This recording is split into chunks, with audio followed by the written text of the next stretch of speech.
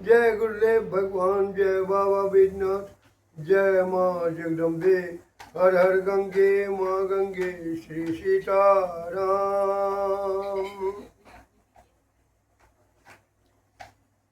विश्राम स्थानम एकं कविवर वचसां जीवनं सज्जनानां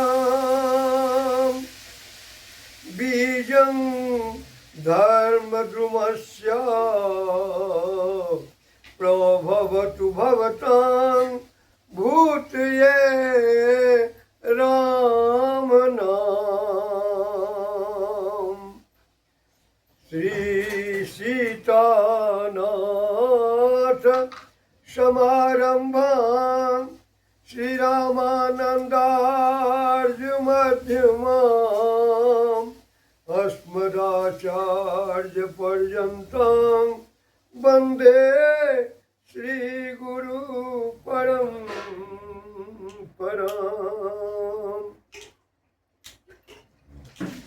अब तक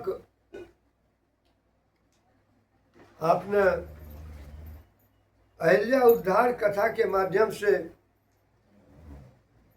संत तुलसीदास जी प्रकरण सुना। अब आगे मेरे सियाराम में श्रोता सागरों, माताओं, पिताओं, बहनों, भाइयों और राम रसिक सज्जन वृंदों, मैंने ये निवेदन किया कि जब यह निश्चित है कि जैसे बुद्धि का पतन तब होता है जब सकाम कर्म पीछा करती है,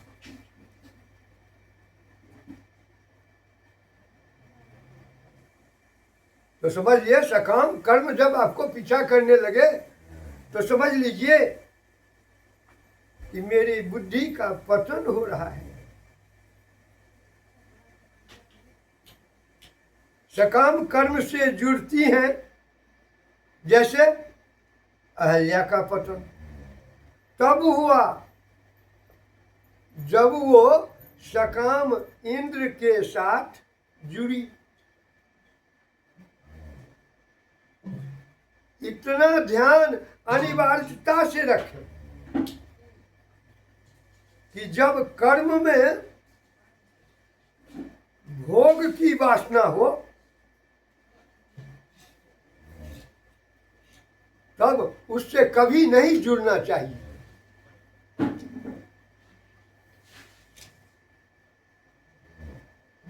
भोग की प्रवृत्ति होती है नीचे गिराने की, इसीलिए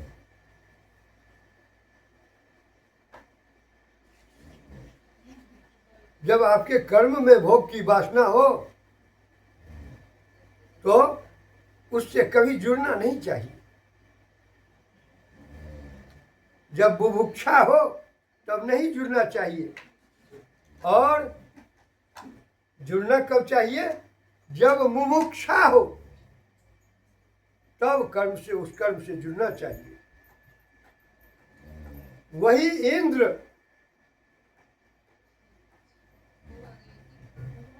जब राम जी के विवाह में आए तो राम ही चितव सुरेश सुजाना, गौतम श्राप परम हित माना, राम ही चितव सुरेश सुजाना, गौतम श्राप परम हित माना। इंद्र कोई बहुत खराब नहीं है। वही इंद्र रावण के वध के लिए अपना रथ भेज रहा है। सुरपति निज रथ तुरत पठावा, हर्ष सहित मातली ले आवा। चंचल तुरग मनोहर चारी, अजर अमर मन समगति धारी। तेज पुंज रथ दिव्य अनुपा, बिहसी चढ़े कौशलपुर भूपा। बिहसी चढ़े कौशलपुर भूपा। वही इंद्र तो है जिसके संपर्क से अहल्या दूषित हो रही है, और इसी रथ पर चढ़कर राम जी भूषित हो रहे हैं। इसका कारण यह है कि अहल्या का दुर्भाग्य है। दुर्भाग्य यह है कि इंद्र जब उसके सामने आता है, उसको अपनी वासना समर्पित कर रहा है।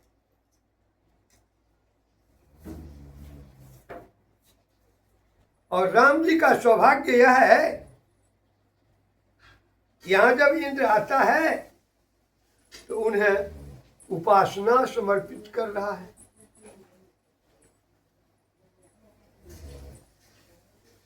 श्री राम के सामने इंद्र उपासक बनकर आया, और अहल्या के सामने इंद्र भोगी बनकर आया है। अहल्या के सामने इंद्र बुभुक्षु, और राम जी के सामने इंद्र मुमुक्ष है। मुमुक्षु वही शरणं महं प्रपद्ये। देखिए क्या दिव्य दृश्य है। श्री राम के यहाँ इंद्र दिन में आता है, और अहल्या के यहाँ रात्रि में आता है इंद्र। यह बात ध्यान में रखना है कि ब्रह्म मुहूर्त में इंद्र नहीं आया, क्योंकि ब्रह्म मुहूर्त में इंद्र आ ही नहीं सकता। ब्रह्म मुहूर्त तो ब्रह्म का चिंतन करने का मुहूर्त है। ब्रह्म मुहूर्त में हम सबों को ब्रह्म का ही चिंतन करना चाहिए। ब्रह्म मुहूर्त में अन्य काम नहीं करना चाहिए। वह मुहूर्त ही, उस मुहूर्त का नाम ही ब्रह्म मुहूर्त है।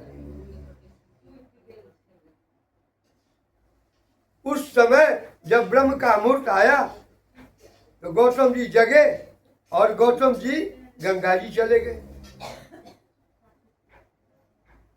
विषय बहुत गंभीर और अच्छा है, तथा उससे हमको, आपको, सबों को शिक्षा भी मिलेगी। ब्रह्म मुहूर्त में दोनों जग रहे हैं। अहल्या भी जग रही है और गौतम जी भी जग रहे हैं,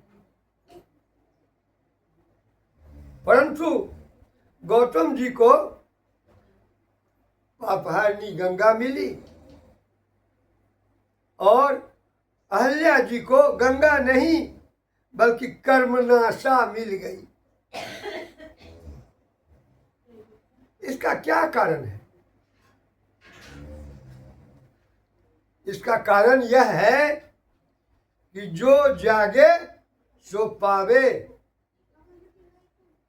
यहाँ पर भी लोग ब्रह्म मुहूर्त में सोए रहते हैं। 24 घंटा का समय जो बना है,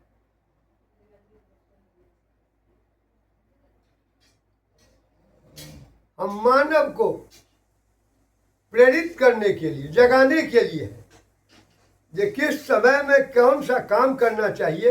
ये यदि मानव में उपस्थित हो जाए तो मानव अपने आप रास्ता पकड़ते रहेगा, वो लीख से बेलीख कभी नहीं होगा। इसका कारण यह है कि जो जागे सो पावे और जो सोवे सो खोवे। अहल्या की गलती इतनी है कि अहल्या ब्रह्म मुहूर्त में सोती रही। इसीलिए हम और आप जब ब्रह्म मुहूर्त में सोएंगे तो हमारा सर्वनाश होगा, और जब हम ब्रह्म मुहूर्त में जगकर भगवान का भजन करेंगे तो हमारा विकास भी होगा। यदि अहल्या बिस्तर से उठ करके भगवत भजन करती तो ऐसा कदापि न होता। आज इंद्र अहल्या के पास क्यों आ गया? इंद्र को अहल्या के पास आने का साहस क्यों हो गया? क्योंकि यहां अहल्या की गलती है। पति को, पत्नी को पति का अनुमान करना चाहिए।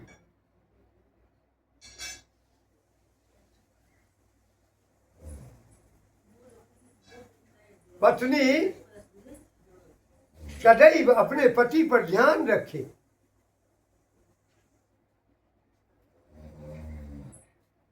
अहल्या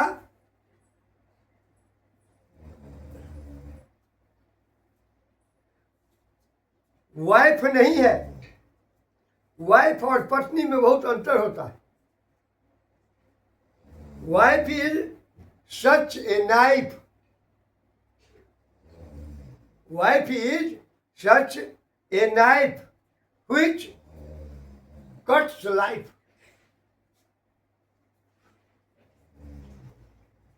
वाइफ एक ऐसी छुरी होती है जो लाइफ को काट देती है, और पत्नी तो पतनात् त्रायते अस्मात् तस्मात् पत्नी इत्युदीर्यते। जो अपने पति को पतन से बचाती है उसे पत्नी कहते हैं। अहल्या को चाहिए था कि जब गौतम जी नहाने जा रहे थे तो उनको भी उनके पीछे चले जाना चाहिए था, उनका कमंडल लेकर जाना चाहिए, सेवा करनी चाहिए। परंतु अहल्या अपने धर्म से च्युत हुई। इंद्र ने देख लिया कि अब यह धर्म पत्नी नहीं रह गई। नहीं तो इंद्र क्यों जाता अहल्या के पास? अनुसुईया के पास क्यों नहीं गया?